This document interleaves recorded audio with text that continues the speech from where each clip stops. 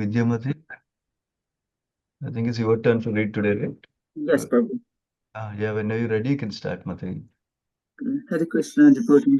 Please accept my humble obeisances. All glories to Srila Prabhupada and Guru Maharaj. Om Namo Bhagavate Vasudevaya. Om Namo Bhagavate Vasudevaya. Om Namo Bhagavate Vasudevaya. Narayanam Namaskrityam Naram Chaiva Narottamam Devim Saraswatim Vyasam Tato Jayamudiraye Nashtaprayeshu Abhareshu Nityam Bhagavati Sevaya Bhagavati Uttamasloke Bhakti Bhavati Naistiki. Today we are reading from Canto 8, Chapter 7. Lord Shiva saves the universe by drinking poison. Text 22 through 33. Text 22. O Lord, you are the cause of bondage and liberation of the entire universe because you are its ruler. Those who are advanced in spiritual consciousness surrender unto you, and therefore you are the cause of mitigating their distresses, and you are also the cause of their liberation. We therefore worship your Lordship. Text 23. O Lord, you are the self-effulgent and supreme. You create this material world by your personal energy, and you assume the names Brahma, Vishnu, and Maheshwara when you act in creation, maintenance, and annihilation. Text 24. You are the cause of all causes, the self-effulgent, inconceivable, impersonal Brahman, which is originally Parabrahman. You manifest various potencies in this cosmic manifestation. Text 25.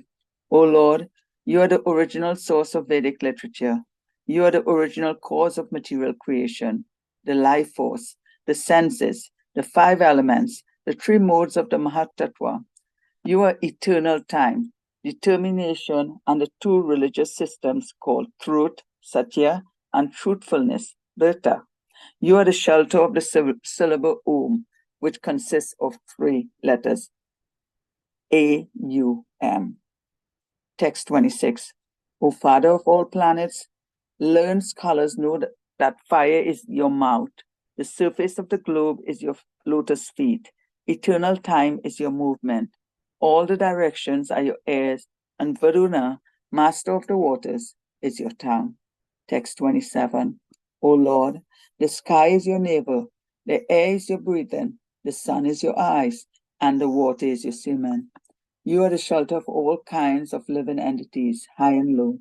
The god of the moon is your mind, and the upper planetary system is your head. Text 28. O Lord, you are the three Vedas personified. The seven seas are your abdomen, and the mountains are your bones. All drugs, creepers, and vegetables are the hairs on your body. The Vedic mantras like Gayatri are the seven layers of your body, and the Vedic religious system is the core of your heart. Text 29. O Lord, the five important Vedic mantras are represented by your five faces, from which the 38 most celebrated Vedic mantras have been generated. Your Lord, being celebrated as Lord Shiva, is self-illuminated. You are directly situated as a supreme truth known as Paramatma. Text 30. O Lord, your shadow is seen in irreligion, which brings about varieties of irreligious creations. The three modes of nature, goodness, passion, and ignorance, are your three eyes. All the Vedic literatures, which are full of verses, are emanations from you because their compilers wrote the various scriptures after receiving your glance. Text 31.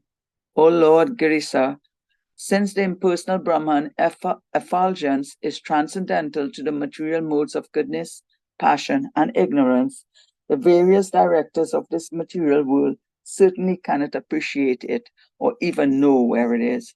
It is not understandable even to Lord Brahma, Lord Vishnu, or the King of Heaven, Mahendra. Text 32. When annihilation is performed by the flames and sparks emanating from your eyes, the entire creation is burned to ashes. Nonetheless, you do not know how this happens. What then is to be said of that destroying the Daksha Yajna? Tripurasura, and the Kalakuta poison. Such activities cannot be subject matters for prayers offered to you. Text 33. Exalted, self-satisfied persons who preach to the entire world think of your lotus feet constantly within your hearts. However, when persons who do not know your austerity see you moving with Uma, they understand you to be lusty, or when they see you wandering in the crematorium, they mistakenly think that you are ferocious and envious. Certainly, they are shameless. They cannot understand your activities. Thank you, Hare Krishna. Hare Krishna. Thank you very much, Vidya Mataji, for reading the translation today. Thank you, Sundaranand Prabhuji. Krishnaya Vasudevaya Devaki Nandanaya Cha Nandagopakumaraya Govindaya Namo Namaha Vairagya Vidya Nija Bhakti Yogam Sikshashtramekam Purusha Puranam Shri Krishna Chaitanya Sriradari Kripambadirtamaham Prapadye Hare Krishna Krishna Krishna Hare Hare Hare Rama Rama Rama Hare Hare Makam karoti vachalam pangum langete girum yatkrupa tamaham vande Shri Gurum Dinatarinam Shri Paramananda Madhavam Shri Chaitanya Ishwaram. Hare Krishna, dear devotees. In this section, we are seeing this Mandrachal mountain, how this great ocean of Kshirosagar, the ocean of milk, is being churned by Vasuki, and this great mountain is being used as a churning rod. So you're seeing this wonderful pastime, like the Lord, whatever pastimes the Lord performs, they're all very, very out of this worldly. So, in this world we churn the curd and then make butter out of it, but no one would have heard about churning the ocean. So here the Lord and the demigods and also the Daityas, they were all involved in churning this ocean. So in this chapter we can see there are different turn of events that are happening. So generally when there is two teams work together, there's always some competition, who gets what side and what privileges. So especially here, the Daityas, the demons, they're all trying to take an upper position, and the Lord is giving them whatever position they want. But finally, because the Lord understands that they are going to do hard work, but they are not going to get the result of nectar. So here, the demigods and demons, they are all working very, very hard for this nectar. But we can see the Lord himself came in multiple forms. So he came as a tortoise, the huge tortoise form, and then he was holding the mountain on the bottom. And also the Lord came in another form, and then he was on the Brahmaloka, he was holding the peak of this Mandrachal mountain so that it doesn't oscillate. And the Lord is also came in another form known as Ajita, and he was personally churning. So all three forms is holding at the bottom of the hill, on the top of the hill, and is also churning the mountain as a supreme person of Godhead himself in the name known as Ajita. So we know Ajita means one who is unconquered. Ajita means one who can be conquered. So the Lord is called Ajita. That's another name of the Lord. And his appearance is also described here. How does he appear? Megakshamam. So his form is being beautifully said. Megakshama Kanaka Paridi Karna Vidyota Vidyum Murdhni Brajat. So he's like a blackish, like a cloud, wearing yellow garments, and he's got karna, like he's got on his ears earrings like lightning. Vidyut Murdhani, and then his hair is wearing a flower garland. Rakta Netram, he's got reddish eyes, beautifully. and Lord very fearlessly he is giving uh, is churning the rod, and then all of these aquatics, big aquatics like Timingala and all the whales, water elephants, everything is agitated and is trying to come out of the ocean and see what is going on.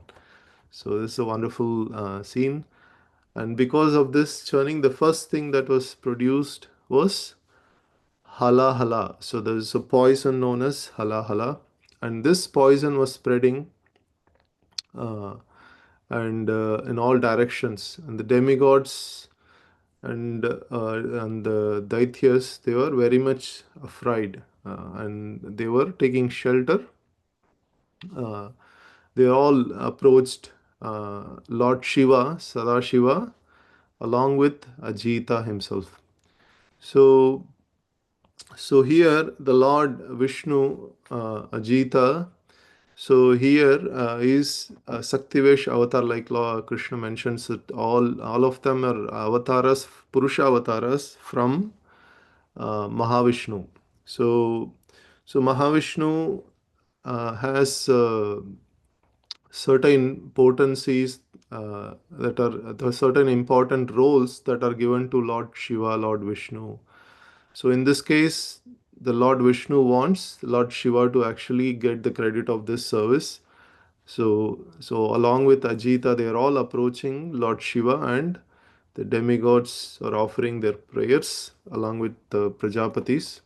So all of these verses from 22 to 33, we would be seeing prayers glorifying Lord Shiva's position, and we can understand that um, even though Lord Vishnu is capable of taking care of this situation, he is along with the demigods approaching Lord Shiva and is glorifying Lord Shiva's position for this particular service.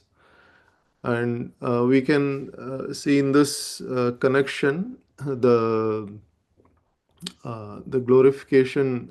We can see there are a lot of these points, very technical points that we can see that it would glorify Lord Shiva as the Supreme Lord himself, because he's an expansion. He is also an expansion of Supreme Lord for a particular service.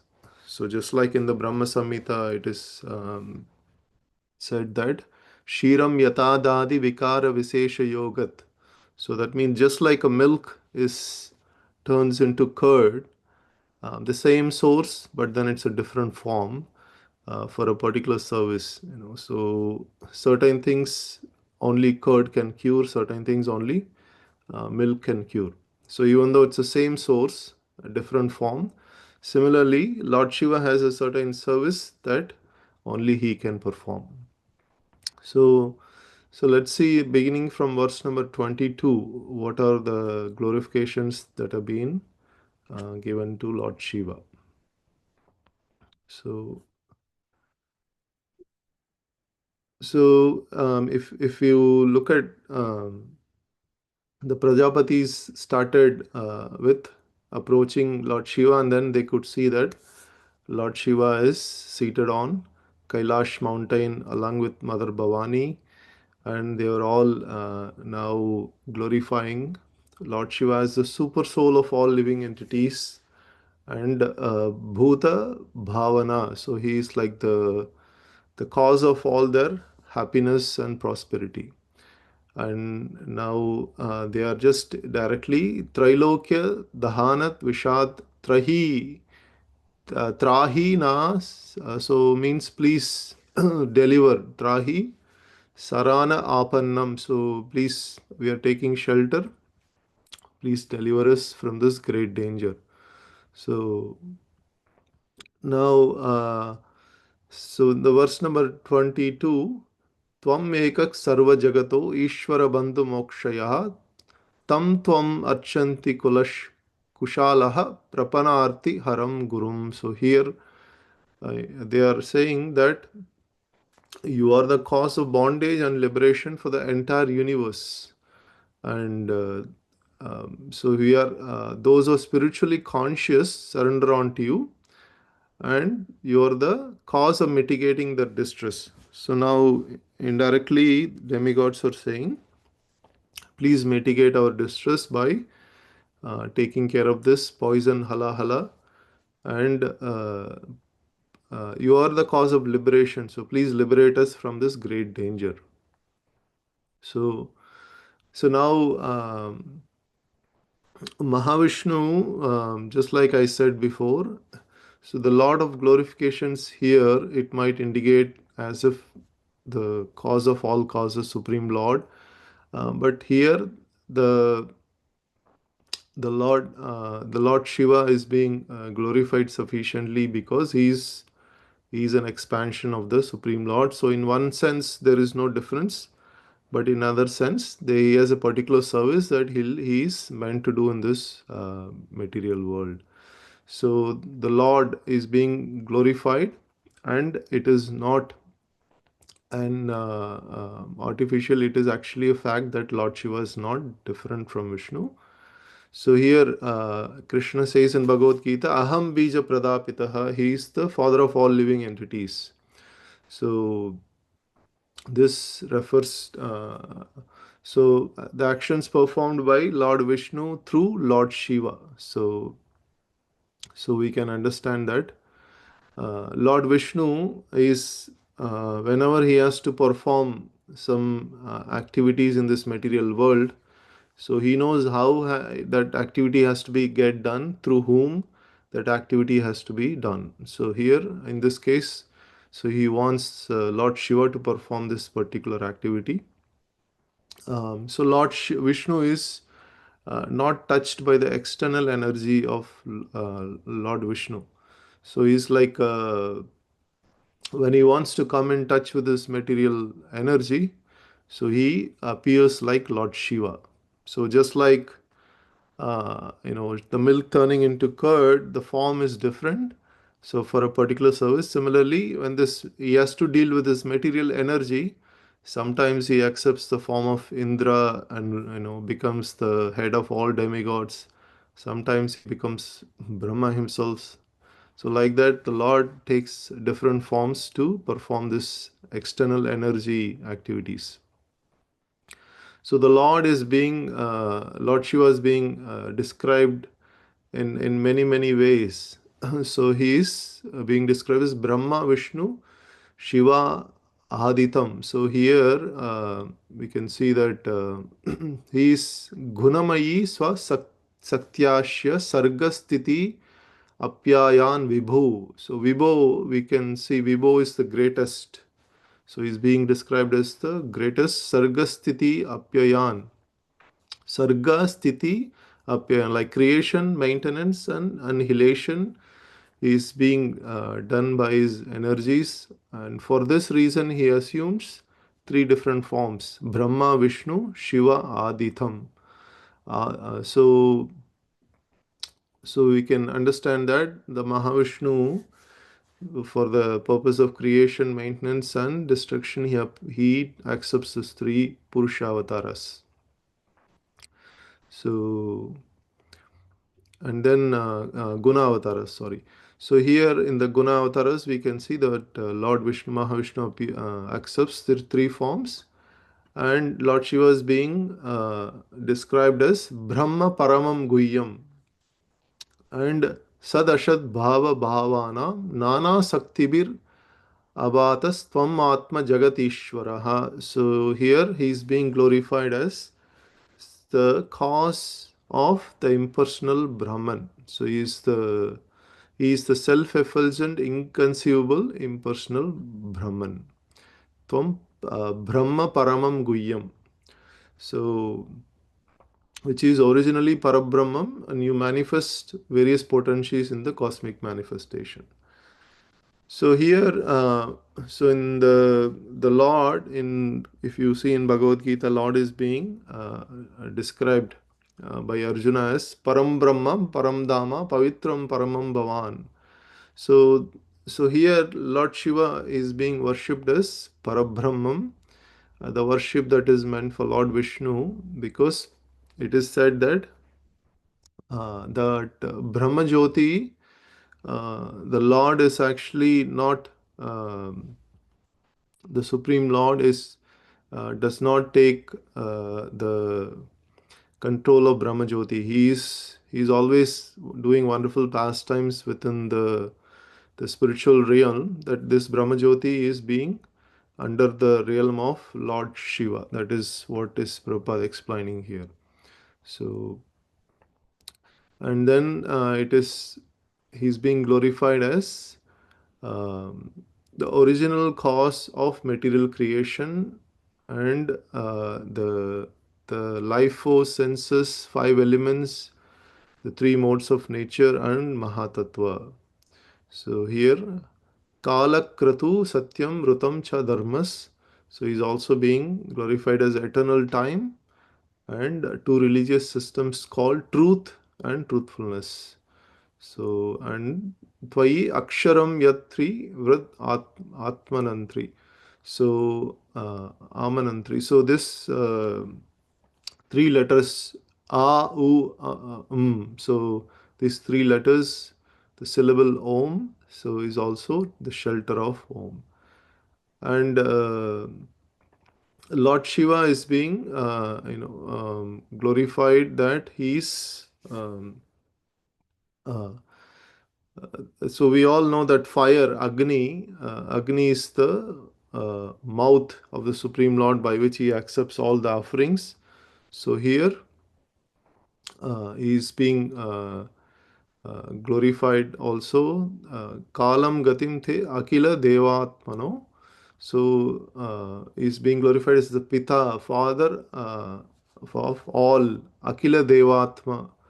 So is the father of all planets, and is Dishasya Karnau Rashanam Jalasham. So he is the eternal time, and in all directions are his ears, Karna, and the Varuna is his tongue. So we can understand Shruti mantras. So Prabhupada is saying in the Shruti mantras, Agni Sarva Devataha. So fire is actually the sum total of all demigods. And through this Agni, the Supreme Lord accepts offerings, the sacrifices that we put in the fires. We give Swaha, Swaha. So the Agni accepts these offerings. And then in the verse number 27 onwards, it is being described. Previously, we saw the description of impersonal Brahman. Now, the universal form of the Lord is being described as how it is actually the energies of the Supreme Lord, how Lord Shiva represents the universal form. So, here the Virat Rupa so is being described.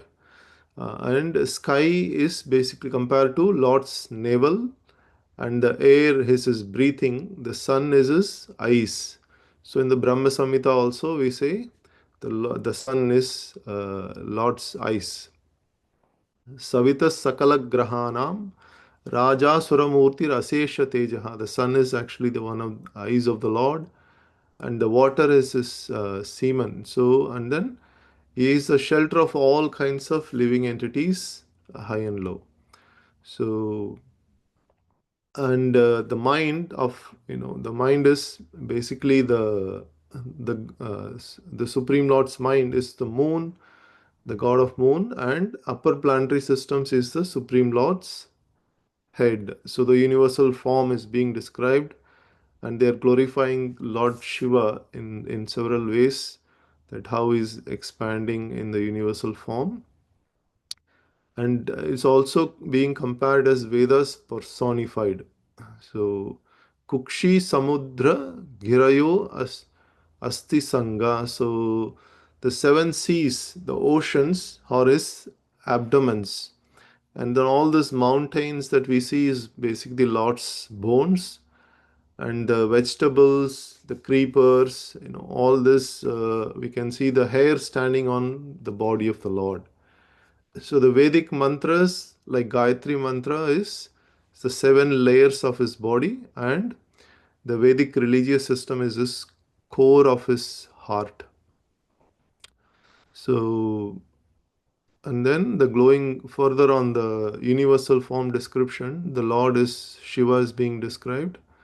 Uh, he is the five important mantras represented by five faces, and also 38 most celebrated Vedic mantras. Uh, so, and he is also described as Supreme Truth, Paramatma. So here the five mantras Prabhupada explains as Purusha, Aghora, Sadhyojata, Vamadeva, Ishana. So these are the five mantras within the category of 38 special Vedic mantras chanted by Lord Shiva. So he is also celebrated as Mahadeva. So here Lord Shiva means, we all know Lord Shiva means all auspicious, all auspicious. So he is also self-effulgent. So here, so Lord, we all know that spiritual world is self-effulgent. He does not, in the Bhagavad Gita also it says, Natatat Suryam Navashya. There is no need of moon or sun in the spiritual world. Krishna says that it is self-illuminated because of the Supreme Lord. Uh, so here Lord Shiva is also mentioned as self-illuminated, like just like Lord Shiva, and he is also corroborated by Vedic mantra Patim Vishwashayatma Vishwaram Sashwatam Shivam Achyutam. And then in this Vedic mantra, Prabhupada is quoting, the super soul is called by many names, of which Maheshwara, Shiva, and Achyuta are especially mentioned. So here, so Shiva is also a super soul that's mentioned in the Vedic mantras. And then the verse number 30, the Lord's shadow is Chaya, is the irreligion. So Adharmorsh Mishu. So and then religion is generally considered kama, krodha, lobha, moha. All this is a shadow. And then the visharga of so many creations, the three modes of nature, sattva, rajas, tamas, are considered Lord's eyes and three eyes. And then the Vedic literatures are full of verses or the Lord's emanations from Lord, all the Vedic scriptures. So now the verse number 31 to 33, the Lord is being described as Girisha. So, Sanate Giri Tra Akila Lokha Pala. So here is being shared about this Virincha Vaikunta Surendra Gamyam. So the Lord is here is being glorified. The impersonal Brahman, we all know it's transcendental to this three modes, Sattva, Rajas, Tamas. So the now Lord is being glorified as Lord Girisha, since the impersonal Brahman is transcendental. So he is above these material three modes, and he is also not understandable by Lord Brahma, Vishnu, or Indra. So here, a specific point that Prabhupada makes is, so the Brahma Jyoti is basically the effulgence of the Supreme Lord. So here in the Brahma Samhita also Lord says, Yasya Prabha Prabhavato Jagadanda Koti Swaseshu Vashudati Vibhuti Brannam Tad Brahma Nishkalam Anantam Asesha Bhutam Govindam Adi Purusham Tamaham Bhajami. So this glowing effulgence, impersonal Brahman, which is absolute, complete and unlimited, and which displays the various of countless planets, is basically the Supreme Lord's energy. So in the Brahma Samhita, Lord Brahma says that so many unlimited universes is floating in this impersonal Brahman. So although this feature is expansion of absolute, the Supreme Lord Vishnu, he does not take care of this energy. So here Prabhupada is quoting that it is being taken care by Lord Shiva. So that is why here in this verse it is mentioned that it is even unknown to Lord Brahma, so Lord Vishnu or Indra. So Vishnu mentioned here is the Guna avatars that is mentioned here. So and then the verse number 32 and 33. So now specifically the demigods, the Prajapatis are just glorifying how the Lord can save from greatest dangers, and also he can please, they are asking him to save from this poison hala hala. So when the annihilation happens, the Lord actually by his from his eyes he emanates this fire, it seems. So from this fire the entire creation gets burned into ashes. So you can imagine the power of the Lord. And then he's also, they're also saying what to speak of Daksha Yajna, when there was destruction during Daksha Yajna, and Tripurasura and Kalakuta poison, all this, these activities are, it's not at all wonderful for you. And they are in the last verse 33, they were saying that Yat Atma Rama Gurubir Hridi. So they are worshipping, they are saying the Lord is actually self satisfied, is Atma Rama. So there is, however, so they misunderstand Lord Shiva. They always see the Lord is moving with Uma Devi, and the Lord is associating with crematorium and all this ghostly creatures. So we misunderstand, and certainly they are saying those who misunderstand, they are speak of Lord Shiva like this. They are all shameless. They cannot understand the activities of Lord Shiva. So we all know Vaishnavanam Yata Shambhu. So the Lord Shiva is the greatest of all Vaishnavas. So no one can excel his devotion. So there's another saying that Vaishnavera Kriya Mudra Vigneya Na Bhajaya. So we cannot actually understand the activities of Vaishnavas. So we should not judge anything by their activities. So similarly, Lord Shiva performs some wonderful superhuman activities. So we cannot actually understand. So we should not make any judgment. That is what here it is being said. And those who make such judgments, they are all being referred as shameless. So Lord Shiva's glories are unlimited, just like Lord Vishnu, because he is an expansion non different from Lord Vishnu, and he is also referred as Atma Rama. So Hare Krishna, thank you very much. That concludes today's verse. Srimad Bhagavatam ki jai, Srila Prabhupada ki jai, Ananta Koti Vaishnav Vrind ki jai. Panchakalpatrubhyasya kripa sindhubhyev chaha patitanam pavanebhyo vaishnavebhyo namo namaha. Hare Krishna. Thank you very much, devotees. Hare Krishna. Hare Krishna. Thank you, Prabhu. Hare Krishna. Hare Krishna, Prabhuji. Thank you so much. Hare Krishna Prabhuji, thank you so much. Thank you so much, Prabhuji. Hare Krishna. Hare Krishna, Prabhuji, thank you.